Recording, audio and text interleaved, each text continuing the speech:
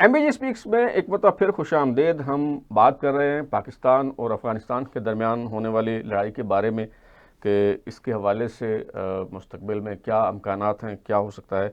تو طاہر صاحب, اس کا حل آپ کو کیا نظر آتا ہے؟ آپ جیسے بتا رہے ہیں کہ اگر یہ جو ایران والا معاملہ نہ ہوتا تو کچھ دوست ممالک مل کے کچھ ثالثی کی کوشش کر رہے تھے, لیکن حکومت پاکستان, ریاست پاکستان کہتی ہے کہ ہم کوئی روایتی جنگ بندی نہیں ہوگی جب تک اس مسئلے کا مستقل حل کوئی نہیں نکلتا. یہ میسج پاکستان کا طالبان کو ان ثالثوں کی موجودگی میں پہنچا ہے. اور میں نے جو سنا ہے سعودی عرب کا معاملہ بڑا مؤثر ہے, لیکن جب تک کوئی تو برداشت نہیں کرے گا نا اگر یہ والی صورتحال جاری رہتی ہے اور اس میں بھی آپ کہیں گے کہ یہ ہے یا وہ, تو اس طرح معاملہ آہستہ آہستہ جا رہا تھا.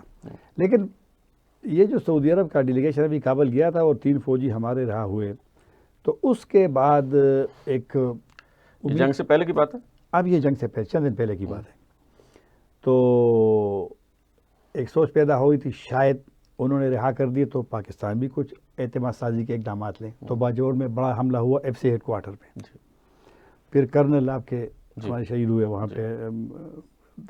تو پھر یہ واقعات آپ کی ساری ان کوششوں کو وہ ڈاؤن کر دیتی ہے, خراب کر لیتی ہے. تو پھر یہی ہوا اور یہ جو موجودہ صورتحال یہ بن گئی ہے. کوششیں اب بھی ہو رہی ہے, لیکن ایران کی وجہ سے ایران پہ حملہ ہوا تو فوکس آپ کی ہوتا ہے. میں نے سنا تھا جب یہ ترکی کے وزیر خارجہ کا اسحاق ڈار کو فون آیا تھا اور افغان وزیر خارجہ کو گیا تھا طالبان وزیر خارجہ کو, تو ترکی نے پھر اظہار کیا تھا اس دفعہ کہ ہم دوبارہ اس سلسلے کو شروع کرتے ہیں اور دوست ممالک سے مشورہ کرتے, لیکن پھر یہ جنگ شروع ہو گئی. تو معاملہ تو ابھی میرا نہیں خیال کہ وہ جلدی صورتحال واپس ہوگی, تو وہ ابھی پیچیدگیاں رہے گی. اچھا یہ بتائیں کہ وہ جو اکثر یہ تنقید بھی ہوتی ہے ہمارے ہاں کہ جی وہاں سے اگر خودکش بمبار آ رہے ہیں, کوئی دہشت گرد آ رہے ہیں تو آپ روکتے کیوں نہیں؟ تو یہ جو بارڈر ہے, چاہے آپ فینس لگا لیں, جو مرضی کر لیں, کیا وہاں سے کوئی در اندازی روکی جا سکتی ہے؟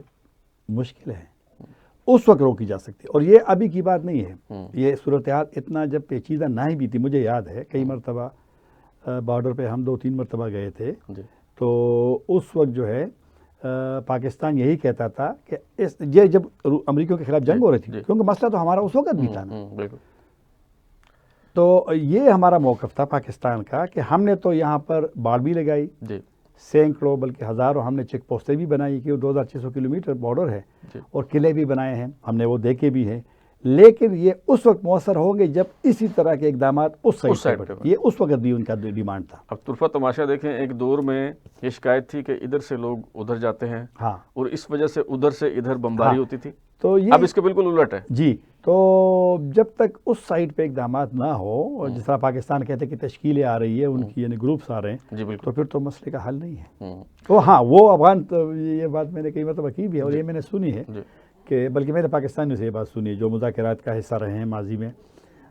تو وہ کہتے تھے کہ وہ ہم سے, جب ہم ان سے کہتے کہ آپ ان کو روکے, وہ ہمیں کہتے ہیں کہ جی باڑ بھی آپ نے لگائی ہے, آپ کی فوج بھی بڑی اسٹرانگ ہے, آپ کی ایجنسیاں بھی بڑی اچھی ہے, ڈرون ٹیکنالوجی بھی آپ کے, تو آپ کیوں نہیں روکتے؟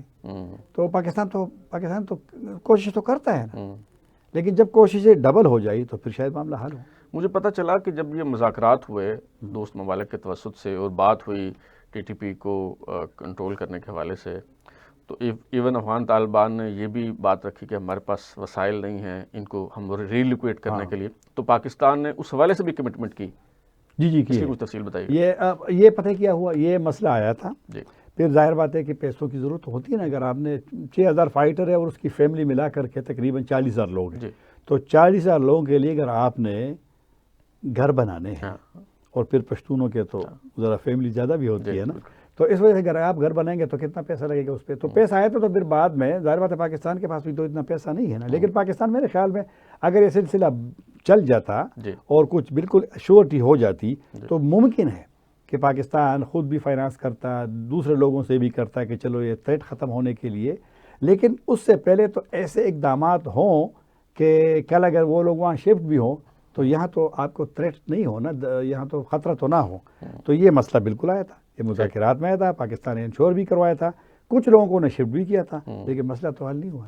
اچھا, یہ جو لڑائی ہوئی کچھ دنوں سے جاری ہے, اس میں آپ نے افغان طالبان کے حوالے سے تو بتایا کہ خاصا نقصان ہوا, کابل میں بھی, لیکن جو ٹی ٹی پی جو ہمارے لیے درد سر ہے, اس کو کتنا نقصان پہنچا اس والے سے کتنا؟ میرے خیال میں وہ جو زیادہ ان کی خبریں نہیں آ رہی، پتہ نہیں چل رہا کیونکہ وہ اسکیٹرڈ ہے نا، زیادہ یہاں بھی تو زیادہ ہے، اس میں تو کوئی شک نہیں ہے. بالکل. اگر یہاں پر ٹیکس میں اضافہ ہوا ہے تو اس کا مطلب ہے کہ انہوں نے گزشتہ سال، میں نے اس پہ کئی مرتبہ مطلب کہ بات بھی کی ہے، انہوں نے بڑی اسٹریٹجی سے گزشتہ سال زیادہ لوگوں کو یہاں بھیجا، ٹھیک ہے، اور ان سے یہ کہا گیا تھا کہ آپ لوگ وہاں پہ رہیں، واپس نہیں آنا، لڑیں اور مریں. تو آپ نے D J S P R کی جو اینول وہ دے رہا تھا کیجویلٹیز فگر اور یہ سارا کچھ، تو 2025 بڑا سخت سال تھا نا، تو یہ اسی اسٹریٹجی کی بیس پہ وہ لوگ زیادہ یہاں پر انہوں نے بھیجے ہیں، اور جگہ پہ وہ موجود ہے، اب بھی موجود ہے، جو حملے ہو رہے ہیں، تو یہ بیسیکلی وہی ان کی اسٹریٹجی تھی. اچھا، اس پہ جو ہماری ریاست کہتی ہے فتنہ الخارج اور فتنہ الہندوستان، تو ظاہر ہے اس میں ہماری تشویش یہ ہے حکومت کی، ریاست کے اداروں کی، کہ بھارت جو ہے وہ فنڈنگ کر رہا ہے اور بھارت کی بڑی مداخلت ہے. اور پھر ظاہر ہے افغان طالبان کے وزیر خارجہ جب وہاں جا کے ملتے ہیں اور تصویریں آتی ہیں ساری، تو اس سے ان اندیشوں کو اور زیادہ تقویت ملتی ہے.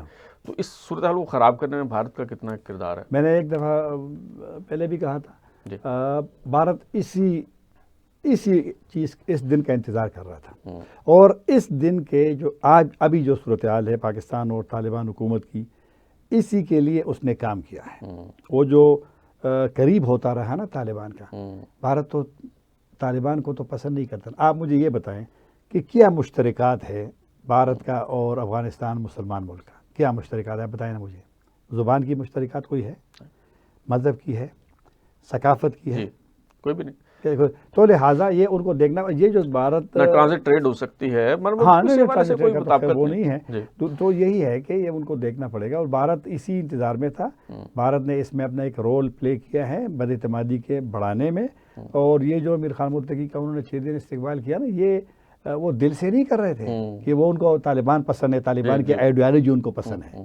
تو لہٰذا ان کو یہی تھا کہ کس طریقے سے دنیا کو وہ بتا دیں کہ یہ ہمارے دوست ہے، اور یہ تو طالبان کو دیکھنا پڑے گا کہ ان کا اصل دوست و دشمن کون ہے، اور یہ حالت کیوں پہنچے ہیں. اچھا، یہ بتائیں کہ جس طرح سے یہ اگر کوئی سفارتی حل اس معاملے کا نہیں نکلتا، یہ بھی ایک باتیں ہو رہی ہیں کہ ظاہر طالبان کی کوئی ایکسیپٹنس تو نہیں ہے پوری دنیا میں، پاکستان کے علاوہ کوئی انہیں قبول نہیں کرتا. تو کوئی وہاں رجیم چینج بھی ہو سکتی ہے اگر یہ صورتحال آگے بڑھتی ہے اور عالمی برادری پاکستان کے ساتھ کھڑی ہو جاتی ہے؟ میرے خیال میں رجیم چینج کا پاکستان کا ابھی کوئی وہ نہیں ہے. اور میرے خیال میں ایک اور بات میں کروں کہ یہ رجیم چینج وغیرہ سے ہمیں دور رہنا چاہیے. افغان جانے، ان کا کام جانے، جس کو لاتے ہیں جس کو نہیں لاتے، اور ہمارے اپنے بھی کافی سارے مسائل ہیں، تو یہ افغانوں پہ ڈپینڈ کرتے ہیں. لیکن میں نے جس طرح پہلے آپ سے کہا، افغان ضرور یہ سوچیں گے کہ مہاجرین کا واپسی کا فیصلہ کیوں طالبان حکومت میں ہوا. 5 مہینے ہونے والے ہیں، تمام تجارتی اور آنے جانے کے مسافروں کے راستے طالبان حکومت میں بند ہو گئے. لڑائی 2 مرتبہ طالبان حکومت میں ہوئی. تو یہ، اور پھر ہزاروں لوگوں نے شادیاں کی ہیں آپس میں، افغانوں نے پاکستانیوں نے. ظاہر بات ہے جب جنگ میں تو پھر آپ نہیں جا سکتے. پھر ویزے ابھی بھی پاکستان دیتا ہے، سفارت خانہ ویزا بھی دیتا ہے. 2-3 دن سے تو حالات کی وجہ سے تھوڑا سا ویزا نہیں ہو رہا. افغان یہاں تعلیم کے لیے آنا چاہتے ہیں، افغان یہاں صحت تجارت تو ان کے جس طرح تجارت کا مرکز ان کا افغانستان پاکستان ہے نا، ان کے لیے دنیا کی کوئی وہ نہیں ہے. لیکن جب ہمارے لوگ کبھی کبھی آپ بھی سنتے، میں بھی سنتا ہوں کہ بھائی بلڈ اور ٹریڈ اکٹھا نہیں ہو سکتا. تو یہ عوام خود بخود سوچیں گے کہ بھائی یہ کیا ہو رہا ہے. تو طالبان کا امتحان بھی ہے کہ جنگیں تو چلو ختم ہو گئی، لیکن دوبارہ کیوں شروع ہوئی. اور دوسری بات ہے کہ یہ والی صورتحال کیوں پیدا ہوئی. یہ جو تجارت بند، لوگوں کا آنا جانا بند، اسٹوڈنٹ کے لیے بھی مسائل. حالانکہ جنگوں میں آپ عام عوام کو پلیز اس کو تنگ نہ کریں. اسٹوڈنٹ یہاں پڑھ رہے ہیں، اسکالرشپ پہ اسٹوڈنٹ آئے ہیں، میرا خیال ہے کہ ان حالات کے باوجود ابھی تک کوئی ہم نے ایسی خبر نہیں سنی کہ کسی کو کوئی پریشانی ہو جو اسٹوڈنٹس یہاں پہ پڑھ رہے ہیں. اچھا، صحیح، وہ ہے. چلے اگر ہے تو نہیں ہونی چاہیے.